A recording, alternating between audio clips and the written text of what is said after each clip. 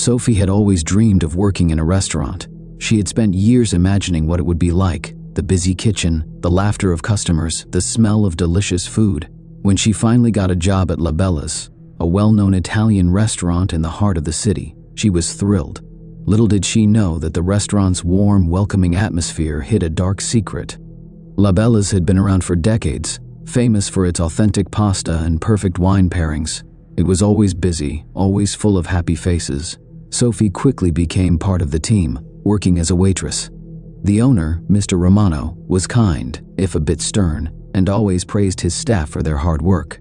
The cooks were seasoned professionals, and the regulars were familiar faces who seemed to enjoy their meals without a care in the world. But as Sophie spent more time at La Bella's, she started to notice something strange. At first, it was the little things: the way the kitchen staff seemed to work so fast and without rest, the way the guests always seemed a little too satisfied after their meals.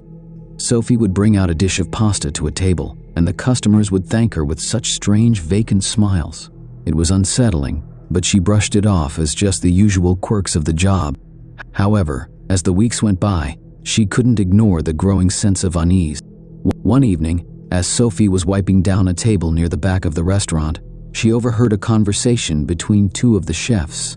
They were speaking in hushed tones, but Sophie could make out bits and pieces. "I don't know how much longer we can keep doing this," one of them said. "The food, it's too good, too perfect." The other chef laughed, but there was a nervous edge to his voice. "The customers keep coming back. Isn't that what matters?" Sophie frowned, but before she could listen any longer, Mr. Romano appeared from the kitchen, his eyes narrowing as he looked at her. "Everything all right, Sophie?" he asked, his voice smooth and reassuring. Sophie quickly nodded. "Yes, everything's fine." "Good," Mr. Romano said, offering a tight smile. "Keep up the good." As Sophie went back to her duties, she couldn't shake the feeling that something was wrong. The words from the chefs echoed in her mind. The food, it was too perfect. Too perfect for the regulars who ate there night after night, and the staff who never seemed tired or bothered. The next evening, things got even stranger. Sophie arrived for her shift, and the restaurant was busier than usual. The air was thick with the smell of garlic and herbs, but something in the air felt off. She noticed the staff moving faster than ever before, as if they were under some kind of pressure. But the customers seemed oblivious, laughing and talking as though nothing was amiss. Around 8:30 p.m., a man in a gray suit walked in. He was tall, with dark hair and sharp features. Sophie had never seen him before. He sat down at one of the tables near the front, and Sophie was assigned to take his order. As she approached, he smiled at her, his teeth too white against his pale skin. "Good evening," Sophie said, trying to smile back. "What can I get for you tonight?" The man's eyes twinkled. "I'll have the special," he said, "and a glass of your finest wine."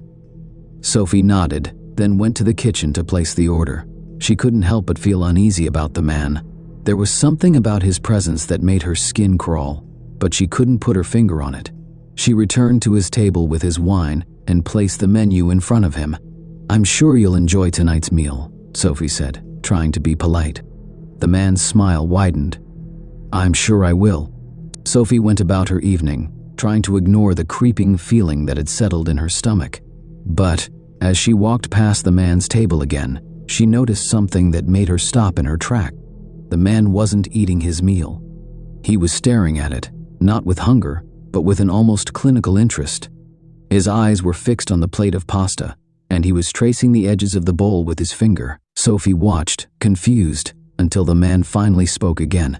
"Do you ever wonder what goes into the food here?" he asked softly, his voice almost hypnotic.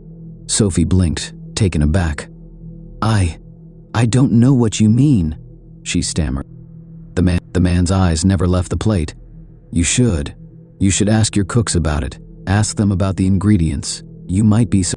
Sophie's heart raced. She didn't know what to say. Before she could reply, Mr. Romano appeared by her side, his face tight with tension. "Is everything all right, Sophie?" Mr. Romano asked, his tone forced. The man in the gray suit looked up at Mr. Romano, his eyes gleaming. "Everything is just fine," he said smoothly, his smile never faltering. Mr. Romano gave a curt nod. "Good. Please let me know if you need anything else." As Mr. Romano walked away, Sophie couldn't shake the feeling that something terrible was about to happen. She watched the man for a moment longer before turning away to do her duties. Her hands were trembling, and her mind was racing. What did he mean by asking about the ingredients? What was in the food? That night, as Sophie lay in bed, she couldn't sleep. The man's words echoed in her mind, and the strange atmosphere in the restaurant weighed heavily on her. Something was wrong, and she knew it. The next day, Sophie decided to investigate. She arrived early to the restaurant and waited until the kitchen staff had begun preparing for the evening rush. Sophie knew that she couldn't just ask directly about the ingredients, especially with Mr. Romano around. But she had to know. She slipped into the kitchen under the guise of helping, and as the chefs worked, she took a closer look at what they were doing. She watched as one of the cooks stirred a large pot of sauce. The smell was delicious, but Sophie noticed something odd. There were small black flecks floating in the sauce. At first, she thought it was just pepper, but when she looked closer, her stomach churned. The flecks were moving. Sophie's breath caught in her throat. The sauce had something alive in it. She tried to steady her nerves, but the sight of it was too much. She turned and walked quickly to the back of the restaurant, feeling as though the walls were closing in around her. She needed to get out. She needed to escape. But as she reached the back door, she froze. Mr. Romano was standing there, his arms crossed, a dark expression on his face. "I see you've been doing some investigating," he said, his voice low. Sophie backed away, her heart pounding. "What is in the food? What is happening here?" Mr. Romano's face softened, but there was no kindness in his eyes. "Sophie, you've worked hard, and I appreciate that. But some things are not for you to understand. This restaurant has a long history, and our food is what keeps it alive. It keeps us alive." Sophie's eyes widened in horror. "Alive? What do you mean?" Mr. Romano stepped closer, his voice lowering to a whisper. "You think the food is just food? The secret ingredients are something far older than you can imagine, something that has been passed down through generations. We are not just serving pasta and wine, we are feeding something much darker, and once you're part of this place, you can never leave." Sophie felt the blood drain from her face. She stumbled backward, her hand pressing against the door as if she could somehow escape. "You don't understand," Mr. Romano continued. "The restaurant needs you. It needs everyone who works here, and once you've tasted the food, you're bound to it. Forever." Sophie's mind spun. She wanted to run, but she couldn't. The walls of the restaurant seemed to be closing in around her, the shadows growing longer, darker. The scent of garlic and herbs filled her senses, but now it felt like poison. She felt trapped. What are you going to do to me?" she whispered. Mr. Romano smiled, a cold, empty smile. "You've already eaten. You've already become a part of La Bella's." Sophie's eyes went wide with realization. She had eaten there countless times. She had tasted the food, and now she understood. The strange, empty smiles of the customers, the way the staff never seemed to age. It was all connected. The food wasn't just food. It was a sacrifice. And Sophie was next. It was a cool, crisp evening when Jenny first stepped into the small, local restaurant that had just opened up in her town. She had heard rumors about the place, the kind of stories that made people nervous, but also curious. People said the food was extraordinary, but there was something strange about the atmosphere. Some claimed it was haunted. Others said the chef had a peculiar way of looking at customers. Jenny wasn't the kind of person who believed in ghosts or strange happenings. She loved trying new restaurants and had always been an adventurous eater. So when her friend Lisa invited her to dinner at the feast, Jenny was excited. She had heard it was a new hotspot in town with glowing reviews online. When Jenny arrived, the restaurant was more elegant than she expected. The walls were painted in dark, warm colors, and the lights were dim but comfortable. The tables were set with fine china, and a soft jazz melody played in the background. There were only a few other customers, and the atmosphere was calm. Lisa was already sitting at a table near the window. She waved when she saw Jenny. "Hi, I'm so glad you made it," Lisa said as Jenny sat down. "I've been hearing a lot about this place," Jenny replied, looking around. "It looks really fancy. What's the catch?" Lisa smiled and leaned in. "The food is amazing, but I don't know. There's something a little strange about it, but I can't quite put my finger on it." Jenny laughed. "Well, I'm not here for the weirdness. I'm just here for the food." A server came by and handed them both menus. His name was Henry, and he had a cold, distant expression on his face. Jenny didn't pay much attention to it. She was too busy looking over the menu. Everything sounded delicious, from the mushroom risotto to the roasted lamb. When Henry returned to take their orders, Jenny couldn't help but notice how pale he was. His eyes were a little too wide, and his hands trembled slightly as he wrote down their orders. "I'll have the risotto," Jenny said, trying to shake off the uneasy feeling. "And I'll take the lamb," Lisa added. Henry nodded and quickly walked away without saying a word. As soon as he left, Lisa leaned in again. "See, there's something about the staff here. I don't know what it is, but they don't seem like normal people." Jenny rolled her eyes, laughing. "You're overthinking it, Lisa. Maybe he's just having a bad day." The conversation shifted to other topics, and for a while, Jenny tried to ignore the strange tension in the air. The restaurant was quiet, and the atmosphere felt heavy. Every time she looked around, she noticed that the other customers didn't seem to talk much. They ate in silence, as though they were all lost in their own thoughts. When the food finally arrived, it was stunning. The risotto was creamy and perfectly seasoned, and the lamb was tender and juicy. Jenny took a bite and immediately smiled. It was some of the best food she had ever tasted. "This is incredible," she said, her mouth full. "I can see why people rave about this place." Lisa nodded, but she didn't seem as enthusiastic. She poked at her lamb with her fork, looking uneasy. "Is everything okay?" Jenny asked. Lisa didn't answer right away. She took a deep breath, then looked at Jenny, her eyes wide. "Jenny, I don't know how to explain it, but there's something wrong with this food." Jenny frowned. "What do you mean?" Lisa looked around nervously, then lowered her voice. "I can't explain it, but it feels like the food is alive, like it's calling to me. I feel like something is watching me when I eat it." Jenny's stomach twisted, and for the first time, she felt a chill. "Lisa, that's ridiculous. It's just food." But as she looked around, she noticed something that made her uneasy. One of the other customers was staring at her. His eyes were wide and unblinking, and he didn't seem to be eating, just staring. Jenny quickly turned away, shaking her head. "Okay, now you're really freaking me out." But the longer she sat there, the more she realized that something didn't feel right. The shadows in the corners of the room seemed darker than before. The music, which had been soft and relaxing, now sounded strange, almost distorted, like it was being played from an old, broken speaker.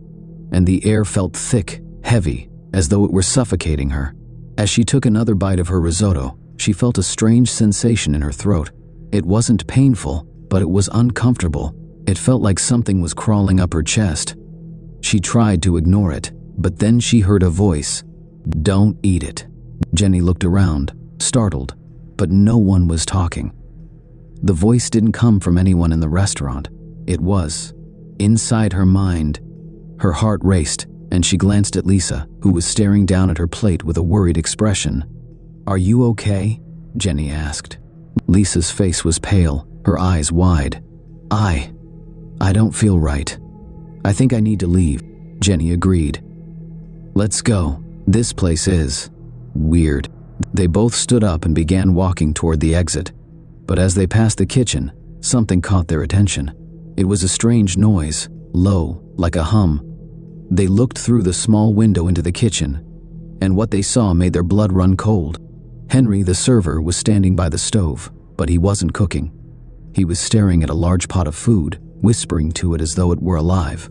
His hands trembled violently, and his eyes were wide with terror, but he couldn't look away from the pot.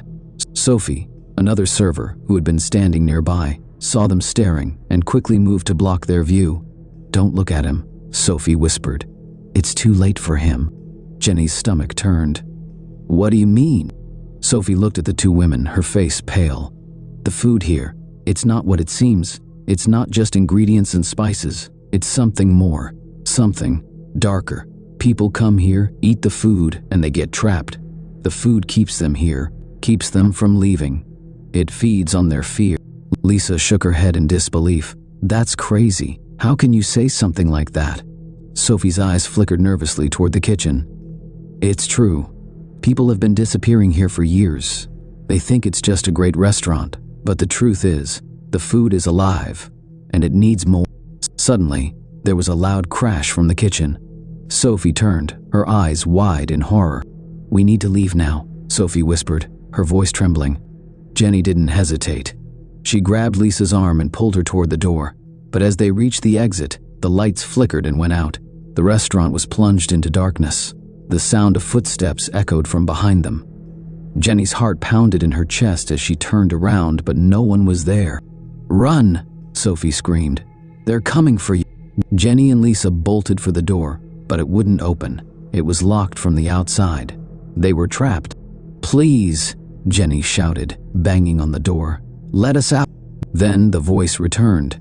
That strange voice inside her head. You're part of the feast now. The lights flickered again, and this time, when they came back on, the room had changed. The tables were gone. The walls were cracked and decaying. Shadows moved in the corners of the room, and the smell of the food, now foul and rotten, filled the air. Then from the back of the room they saw him.